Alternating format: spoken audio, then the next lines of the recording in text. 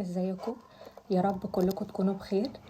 طبعا الفترة دي كلنا قاعدين في البيت اضطراري عشان نحافظ على نفسنا وعلى صحتنا وصحة اللي حوالينا.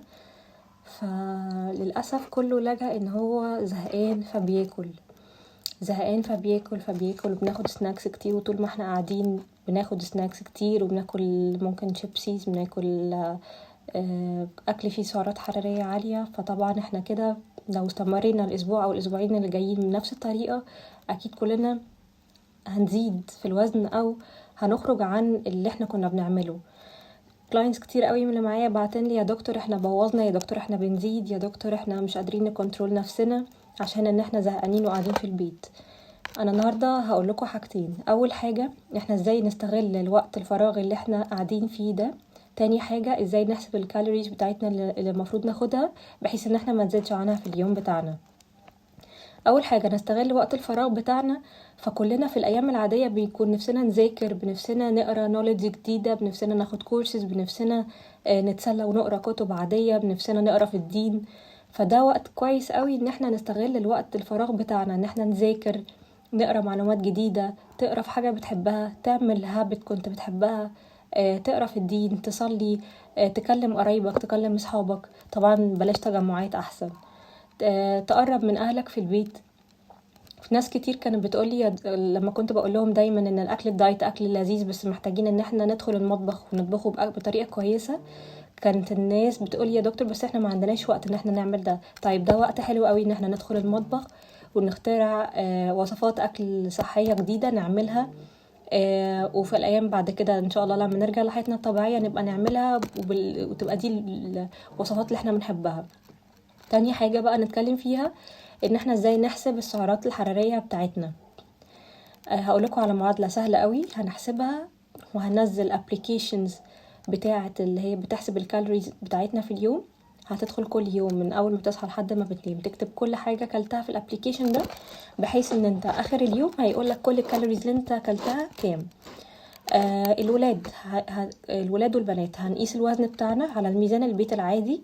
الوزن اللي هيطلع لك ده الولاد هنضربه في 24 والبنات هنضربه في 22. الرقم اللي هيطلع لنا ده هنضربه في حاجه اسمها الاكتيفيتي فاكتور، او طبعا عشان احنا قاعدين كلنا في البيت اليومين دول وتقريبا ما بنعملش مجهود فهنضربه في 1.2. ده السيدنتري لايف او الناس اللي قاعده في البيت. هنزل لكم بقيه الاكتيفيتي فاكتور كلها تحت في الكابشن.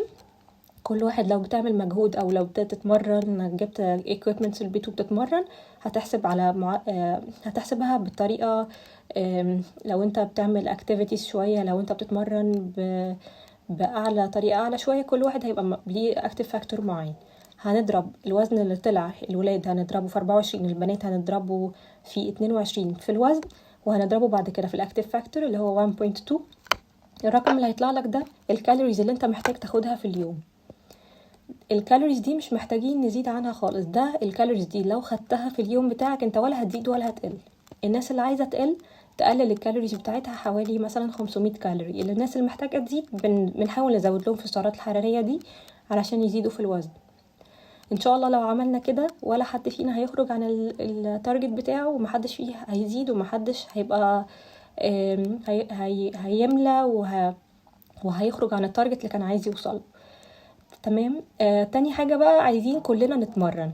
احنا نزلنا لكم هوم ورك اوت، يا ريت كلنا نتفرج عليه وتشوفوه، والناس تجيب equipments حتى لو بسيطه تتمرن بيها. برضو هتستغل وقت كبير من اليوم بتاعكم. لو انتوا زي من الاول اتفقنا ان انتوا هتقروا حاجه بتحبوها، تستغلوا وقتكم صح، هتكلموا حد من اصحابكم او من قرايبكم، هتتمرنوا. دايما نحاول نتجنب الموبايل والفرجة على التلفزيون، عشان احنا لو قعدنا على السوشيال ميديا واتفرجنا على التلفزيون ليل نهار هتلاقوا نفسكم بتزهقوا ومش هتلجأوا لأي حاجة غير السناكس الكتير اللي في اليوم. فنحاول على قد ما تقدروا ان احنا نمينيمايز التلفزيون والموبايل على قد ما نقدر علشان ما نزودش موضوع السناكس. وطبعا لو اي حد فيكم محتاج يبعت اسئله او يسالني يبعتها ويسالني فيها وانا هجاوبكم عليها على طول. بس ارجوكم مش عايزين نزيد ونخرج عن التارجت بتاعنا. باي باي.